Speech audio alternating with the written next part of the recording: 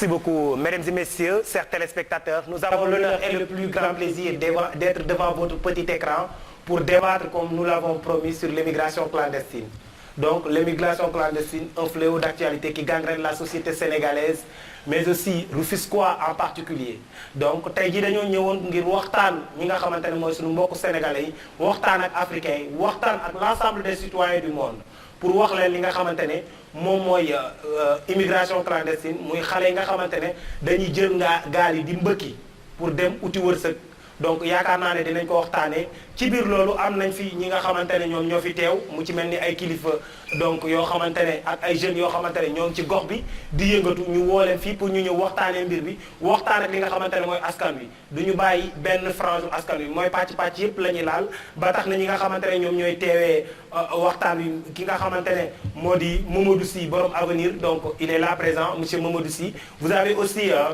la présence de Mouhamed Diandi, acteur communautaire donc nga xamante ne dañ ko gën a xam ci wàllu yëngatu lu jëm ci askan wi dans le cadre de la formation dans le cadre des œuvres communautaires moom moo nekk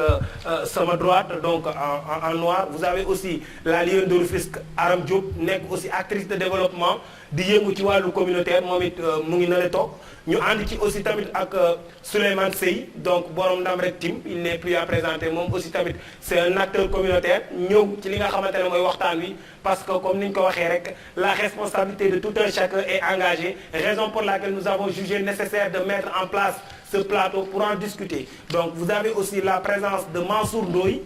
ki nga xamante ne moom mooy le concepteur de tefes donc yaakaar naa dinañ gën a xuus ci li nga xamante ne moom mooy concept de tefes bi. Il y a aussi Alassane Koliba donc mi nga xamante ne moom mooy le conseil départemental du département de Rufisque. La jeunesse est dignement représentée par la personnalité de Alassane Ba. Vous avez aussi tamit Tawfekh Faye di nekk koo xamante ne yaakaar naa kenn dootu ko présenté ci Rufisque connu aussi à travers ses œuvres communautaires. En attendant nous avons aussi de l'autre côté la présence de Tafa Niang depuis Té de Rio. Boufal aussi tamit mu ngi teew Rokhaya aussi mu ngi teew Ismaïla Niang l'écrivain mu ngi teew. Donc vous avez aussi la présence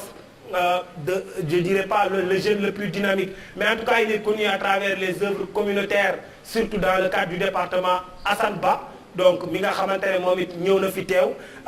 daal di indi partition parce que nee na waxtaan wi moom ku ci nekk am na ci wàll. Donc bu ko defee ñu daal di tàmbali li nga xamante ne moom mooy débat bi. Vous avez aussi tamit ki nga xamante ne il n'est plus à présenter on le voit partout muy l'incontournable Gorgui Ana Boy donc yaakaar naa xam ngeen ko ci intervention à travers les réseaux sociaux ak ay activités socio-économiques et politiques. Donc moom it aussi tamit mu ngi teew en tant que Rufisquois en tant que Sénégalais en tant que Africain. Bu ko defee rek vous avez aussi la présence de Tawfekh Faye et du doyen Mansour donc